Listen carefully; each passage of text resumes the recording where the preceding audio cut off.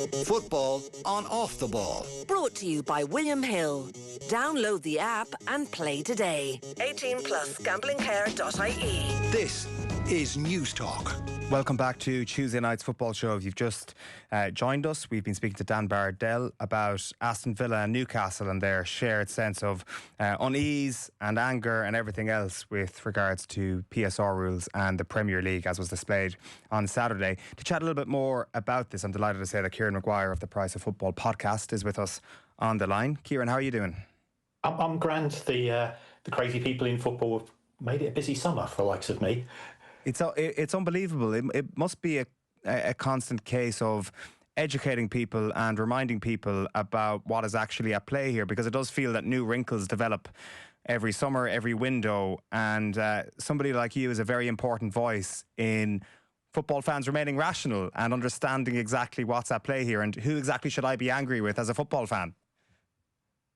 Yes, there's a lot of angry fans out there. There's a lot of frustration. I think we live through our football clubs at times too much, which isn't necessarily healthy, but that's never going to change. So trying to get across what the rules are, who's impacting you as an individual club, as a fan base, because sometimes it can be the owner who's using smoke screens, sometimes it can be the Premier League, sometimes it can be UEFA. Sometimes it could be because you bought a load of turkeys 2 years ago and you can't get them off the book. So there's a variety of reasons on a club-to-club basis. It does feel that the Jacob Ramsey story is one that is particularly angering for people, and Newcastle United fans were really on the same page as Villa fans on Saturday as well. The idea of you having a homegrown talent, somebody who is inextricably ours, being a cash cow for, avoiding punishment from the powers that be, you can see how that rankles with a football fan. Yes, because there's always a slightly stronger bond between a player who has developed through the youth ranks. Even though we rarely go to watch the youth team, we always claim we did. It's a bit like I know 10,000 people who claim the Sex Pistols gig in Manchester in 1977, which where 200 people attended. So we like to feel that the club is good at development. We like to feel that the player is one of our own because we've got that geographical and historical link to the club ourselves as fans. And to see this young person being treated as a piece of inventory, and that's what they are. I had a meeting with a fairly senior club in the Premier League, and we were talking through the issues relating to academy development, and they said, off record, can't name the club clearly, I came into this game to help young people become better, and I'm now running a profit centre. And that's what they are. They are profit centres as far as the clubs are concerned, or as far as the club owners are concerned, because we now have these sets of rules from the UEFA, from the Premier League, from the EFL. It doesn't matter what the league is. They tend to be fairly common. And because an academy player didn't physically cost you a transfer fee, if you sell Jacob Ramsey for £40 million, that's £40 million of profit. Whereas if you bought a player, let's say you bought him for £50 million 2 years ago on a 5-year contract, you say, well, we're going to reduce the value of the contract by 1/5 each year, so his value after 2 years goes down to 50 to 40 to 30. You sell that player for £40 million, you've only made a £10 million profit, and those players could be of equal stature, equal talent. So the accountants have a lot to blame for here. Which I feel slightly embarrassed about as an accountant. To what extent does this concern the Premier League, do you think? Or maybe to what extent should it concern the Premier League to the point where the rules might actually change? Like, I'm far from qualified enough to be able to suggest what it could change to or what an outcome might be. But surely those that run the organisation are looking at these sorts of situations thinking to themselves, this cannot be the way in which you balance the books. I think there are potential solutions, but none of them will get past the 14 votes. In order to change the manifesto, in order to change the rule book of the Premier League, you need a 2/3 majority. How many clubs are going to vote for it to change the rules to such a way that it reduces their profits? Because Some clubs are reliant upon the player trading model, either from their academy. If you take Chelsea, for example, who are absolutely brilliant at it, they've sold Mason Mount, they've sold Conor Gallagher, they've sold Tomori, they've sold Tammy Abrahams. You look at them, and they've generated hundreds upon hundreds of millions. Why vote to make things worse for yourself? And a lot of the clubs will be saying, well, I've not used the academy for the past 3 or 4 years, but if we do get a couple of good lads coming through, that's our get out of jail free card. So the rules, in my view, are not fit for purpose. I think they encourage bad behaviour in the sense that it incentivises clubs to sell the academy players coming through rather than more senior players. But unless you have a complete rethink of the rules and a complete rethink of how the accountants deal with players, which it can be done, but the trouble is, every time you change the rules, I can guarantee this is what will happen. A smart lawyer and a smart accountant will go into a room together and they will be told, don't come out until you found a loophole. We've seen this with other clubs. Selling naming rights for stadiums that don't exist, selling the women's team to yourself, selling car parks to yourself, signing players on 8-year contracts, whatever it's going to be. The people who are designing the rules, they're smart, but they're up against super smart people whose job it is to get their way around the rules. And all it becomes is an arms race. And it's a pretty depressing football environment when you've got celebrity football accountants and celebrity football lawyers. And it's important for us to not pretend as if Aston Villa as a club have not tried to do that, or that Newcastle have not tried to do that. They have all absolutely exploited some of the things that you've spoken about there.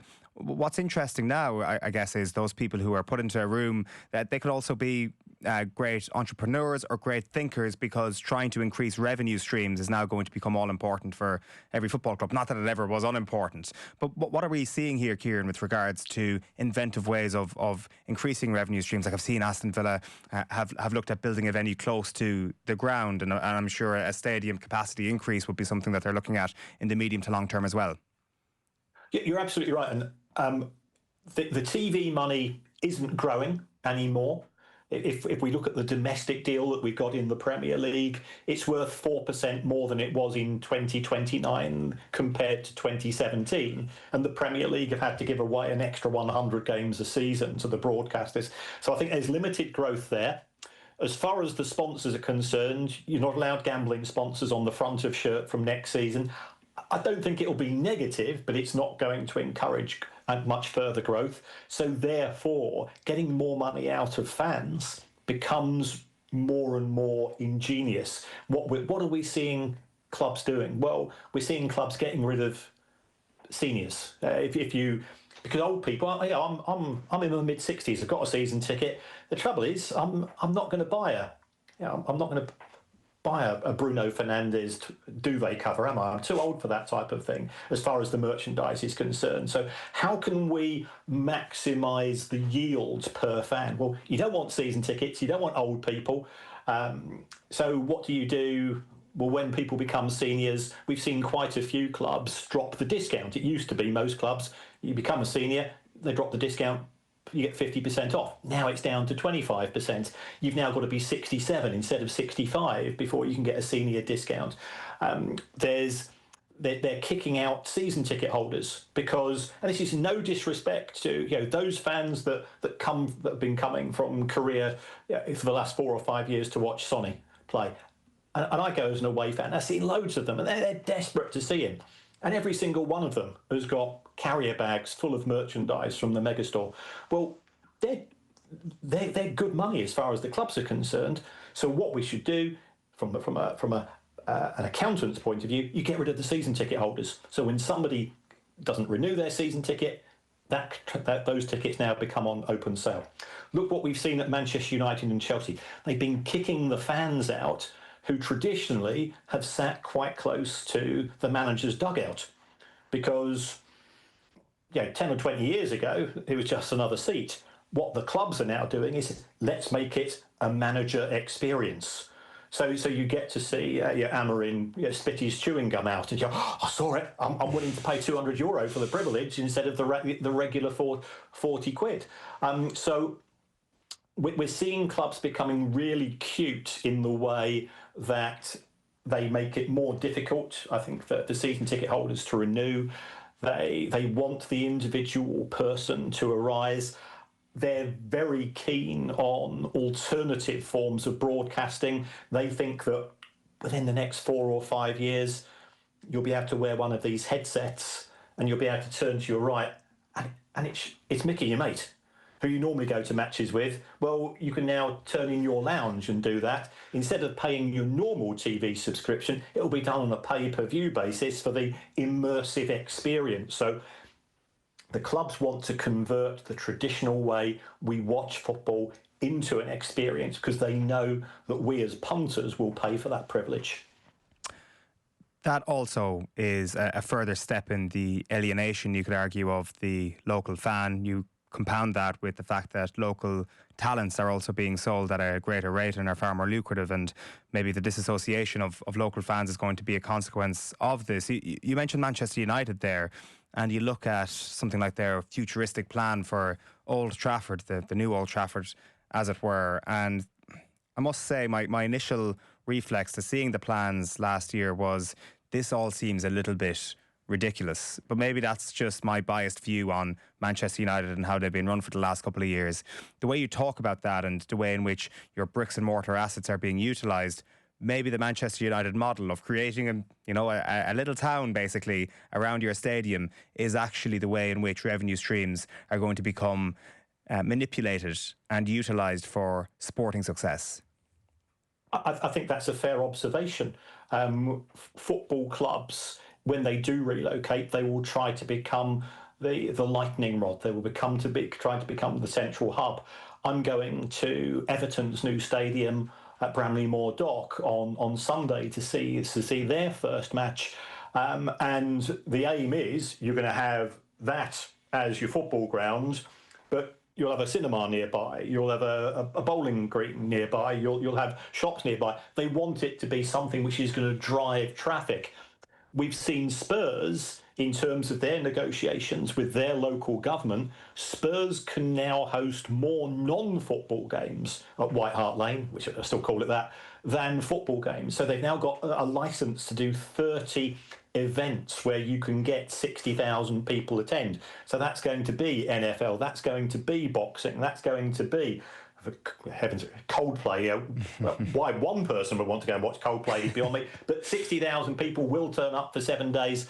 And not only will they turn up, they'll spend a fortune as well because they up the prices. I saw the prices being charged for the NFL matches, and it was 150, 180 euro to watch a match between two pretty mediocre teams, but they've still sold out. So I think the clubs are trying to reinvent themselves as part of the entertainment industry, and the stadium is just seen as an entertainment hub through which, yes, you run the football club through it, but you've got all of these other activities as well. Yeah, and it's kind of a little bit grim that if you want to predict medium-term success, you could just look at the capacity of your stadium as a bit of a signpost. Like, it feels absurd that I'm about to say this, but who is going to have the more successful next few years, Aston Villa or West Ham United? It obviously seems like it's Aston Villa given the players that they have, but West Ham have a bigger stadium and they therefore have more of an ability to tap into revenue streams than a club like Aston Villa does. Same with Newcastle United versus Aston Villa. Newcastle United with a much bigger stadium. I know I'm making a very basic point there, but it's going to become even more important because this has not actually allowed clubs to enter into a Premier League season on an even footing. It's just compounded the inequalities that already exist. And one of those inequalities is how much can you make on match day? It is. And also, I think some clubs are on the wrong side of history because if you look at what's happened at Chelsea, I've got the number of points that Chelsea were behind the winners of the Premier League in each of the seasons prior to Roman Abramovich arriving. Yeah, Chelsea have always been a decent side, but they were 15, they were 23, they were 26 points behind. They never had a chance. They were never in the running to win the Premier League. Abramovich comes in. He's got €50 notes being fired left, right, and centre, and all of a sudden they become a success. They lost a fortune. It cost Roman Abramovich €1.1 million a week for 19 years to run Chelsea Football Club, and for that he got a free programme and a car park space. And that was the crazy numbers involved. Manchester City, they were acquired in 2008. Well, we had no financial fair play in 2008. So a couple of years later, Manchester City lost €220 million in a single season. Didn't matter. There was no FFP. There was no PSR. There was no SCR. There were no weirdos like me on the radio and the television every 5 minutes. It was a completely different environment. And now you've got Newcastle and Aston Villa. Newcastle are owned by Saudi Arabian Public Investment Fund. Okay, it's got limitless money if it wanted to spend. Aston Villa has got Naz and Wes as the two owners. Naz is the most rich person in Egypt. Wes himself is a multi-billionaire. If they want to put money in, they are constrained by a set of rules because the guillotine came down in 2013. If you invested before then, you could do what you want. If you invest after then, you've now got to go and follow these rules. On the transfer window that we are currently witnessing at the moment, Kieran, it's going to be another record-breaking summer. So when you talk about revenue streams such as television money perhaps not growing, it doesn't seem to be stopping the growth of these transfer window records. Do you expect a record to be set maybe this year or next year and that record to not be broken again? Granted, I realise that there is the very obvious point of inflation incorporated here as well, which will mean that the records will forever be broken. But what's your take on that? Are we still going to see, is this the beginning, I guess, of another string of ridiculous summer windows? I do anticipate growth, and the reason for that is that we had the expanded UEFA Champions League last season, which meant that you got an extra 1 or 2 home games. So a club like Manchester United or Arsenal, a home game in Europe, that's worth probably €6 million. So you do that a couple of times. The prize money offered from UEFA has increased because there is still a genuine fear that Super League could return. So therefore UEFA's upped its game. We've seen FIFA create the Club World Cup. That was worth €100 million to Chelsea. That goes into their pockets. We still have the Saudi Pro League. I know it's not signing huge numbers of players, but if you do manage to shift a player, they tend to pay fairly high fees, and money circulates. If you get an extra 60 million or 70 million euro from a club in the Saudi Pro League, that allows you to spend 60 or 70 million yourself, and the club you receive that you've bought from, they've now got money, and we get into this circularity. If we look at what happened in 2024, we had 6 clubs in genuine danger of failing the Premier League rules. It was Everton, Villa, Leicester, Forest, Chelsea and Newcastle. So those clubs didn't tend to do much dealings apart from some unusual transactions among themselves. That put the brakes on. We had some clubs that got promoted who didn't spend a lot of money themselves. All of those issues have gone. It's only Villa have been close to breaking the PSR rules. You sell a couple of players, or you've sold a couple of players in the past couple of years. So it's Sunderland have spent well over, €150 million. Leeds have spent broadly the same. We've got clubs like Brighton and Brentford spending 100 million because they've sold players in the last couple of years. All of this is increasing, and you create that virtuous circle of spending. It doesn't necessarily increase the overall quality of the product, but it certainly increases the numbers. Kieran, I'm sure it's a question you get asked more than any other, but given the lack of Champions League revenue this season and given the outrageous summer of spending that they have put down, how come Manchester United are nowhere close to failing these financial rules or actually falling foul of them? Well, they're Manchester United. They've got the biggest capacity ground in the country. They've got the biggest fan base globally of any Premier League club. What did Manchester United do at the end of the season? Well, they went on a post-season tour and they picked up €10 million. They just spent a couple of weeks in the United States. They picked up another 10 to 15 million euro there. Manchester United has got no problems whatsoever when it comes to PSR because they're only spending probably around about €55 on wages for every €100 that comes through the door, and actually they're in a fairly strong position. I think a lot of people got fooled because when Jim Ratcliffe says, I've got to go and make 400 or 500 members of staff redundant because we're going to go bust by Christmas, people believed him. But anybody that looked at the numbers said, he's not right. He's winding people up. He's just trying to justify making people redundant because that's what his company Ineos does. Whenever they go anywhere, they make lots of people redundant. He was surprised at the backlash that he got as far as the club was concerned from the fan base. So they brought out this story. It's a myth. Manchester United's finances were never as bad as people made out. So the net losses figure that comes out comes with a massive health warning. It does. If you take a look at the last 3 years of United's accounts, they had COVID allowances in 2022 because they couldn't go to China in the summer of 21, which fed into the 22 accounts. They've got a €40 million allowance for there. When the Glazers sold a chunk of the football club to Ratcliffe, that cost Manchester United €40 million, but that money didn't go into the PSR calculations as well. So once you start to nerd out, Manchester United's accounts 160 pages. Nobody in their right mind goes through them line by line, but there's people like me that don't have a right mind who do go through them, and we find these numbers, and you go, yeah, okay, you do the calculations. It's not as bad as people make out. And then you've got this crazy situation under the accounting rules. If I spend €100 million on a player on a 5-year contract, it costs me €20 million a year. So people see the 100 million being spent, but it's only 20 million that impacts upon the profit and therefore impacts upon the PSR.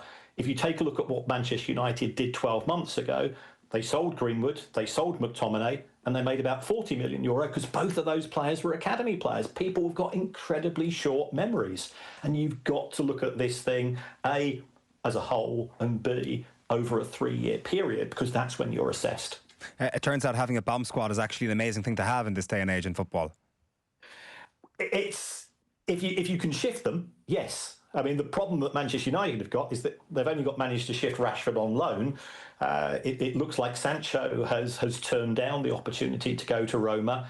I think Chelsea are playing a game of blink with Manchester United because they know that Garnacho's in the bomb squad, but nobody else seems interested in him. So if Manchester United want 50 million today, well, if I was Chelsea, I wouldn't bid anything until 11 p.m. on the final day of the window, and they say, tell you what, we'll give you 30 million. Otherwise, you've got an unhappy player it's costing you a lot of money in terms of wages, and his value's only going to go down because he's in the bomb squad. He's not going to get a first team match, and in 12 months' time, you'll be struggling to get 20 for him. Chelsea play a really canny game, and as far as I'm concerned with Chelsea, you can either hate them or you can hate them. I'm a Brighton fan. We loathe Chelsea, but they are smart. If Jim Ratcliffe did not create a whole pile of redundancies for existential reasons at Manchester United, why did he do it? Because he's a bully, because he punches down, because that's how Ineos operate. If you take a look at how much it saved the club, let's take 400 people on €40,000 a year. That comes to €16 million. That's what they're paying Marcus Rashford. That's less than that. But yeah, so it's the equivalent of one player, one dud that they've signed. And if you take a look at Manchester United since Sir Alex retired, with the exception of Bruno Fernandes, which of those players can you honestly say has been good value for money in terms of what they've delivered on the pitch, and therefore in terms of the wages that they've been paid? It's just the way that Ineos operate. They're an unpleasant bunch. Pure margins, and in other kind of ways of framing that, it is the amount of revenue that they'd get from a couple of weeks in the United States or a postseason tour, as is the case.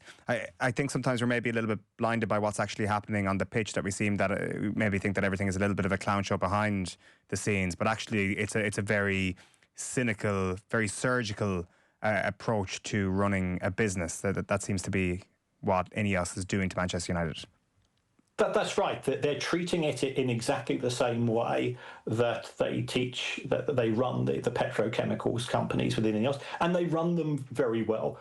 I think the mistake that they've made, let's face it, they've been there 18 months. They've spent in excess of €500 million on players. They extended the manager's contract with Ten Hag and then sacked him a couple of months later. They recruited Ashworth and they sacked him a few years later. They got a new chief executive who doesn't seem to be doing that much himself either. It works if you're trying to sell the cheapest product going. Football's a completely different business. Football, you need to have motivated people. And I think there is a bit of a feel-good factor there this summer. There's no doubt about it. And the manager is genuinely a nice guy. But there's an awful lot of people at Old Trafford at present, and this is Old Trafford, who they're wondering if they have some more bad results, does that mean there's going to be another 50 redundancies? Everybody's looking over their shoulder. Everybody's looking for the exit door. You're in danger of losing your good staff as well as the ones that the Ineos don't want. Just to finish up then and to kind of bring this full circle, I wonder what you suspect, Kieran, to be the future of UEFA's financial rules, of PSR, and even to kind of bring it back to Aston Villa and seeing their Egyptian owner talking about potentially taking legal action around PSR, trying to raise it from £105 million of losses up to £135 million, I think it was. I'm not sure what that would do. I presume most teams would just come to that limit again after that. But what do you expect to change, if anything, over the next little while with regards to PSR in particular? I think PSR is a bit of a smokescreen, because the reason why Aston Villa have not been able to spend money isn't to do with the domestic rules, it's to do with the UEFA rules. Because Villa have sold the women's team to themselves. Villa did sell Villa Park to another company, it was about 5 or 6 years ago. Villa have sold players to both Everton and Chelsea, where Chelsea and Everton have sold players to Villa. Now, those are treated as profits for PSR purposes, but they're not allowed to be used under UEFA. Villa's problem is the UEFA rules, and what people aren't cottoning on to, in my view, is that Villa failed the UEFA rules this summer. They were given a fine, and people say, well, it's only an 11 million sterling fine. What's the issue there? But actually, they were also given a business plan, and as part of that business plan, it says for the next couple of windows, as far as Villa are concerned, you cannot spend more money than you bring in. So from a cash point of view, they sold Jacob Ramsey for 40 million, which allows them to spend 40 million. They can't do that elsewhere. Chelsea, as Chelsea being Chelsea, have been absolutely brilliant at selling players. We saw Dewsbury Hall go for 35 to Everton. We've seen other departures as well, and that's allowed Chelsea to buy players. And all of the focus, as always, has been on the incomings at Chelsea. But they don't get enough credit for their ability to generate money from sales. Because they're in the same situation as Villa with a business plan as well, right? That's right, and they've got that for a longer time. They were far in excess of the allowable limit under UEFA rules. And if you take a look at Chelsea, they showed a profit. I think it was probably about €80 million for Chelsea Football Club. If you take a look at their parent company, where they've sold all of the properties and the women's team to, that lost around about 300 million, and those are the figures that will be looked at by UEFA. So that's why they've got a far more severe punishment in terms of A, the fine, and B, the length of the business plan. Fascinating times, to say the least. Kieran Maguire of The Price of Football, thank you so much for being with us. Thanks for the invite.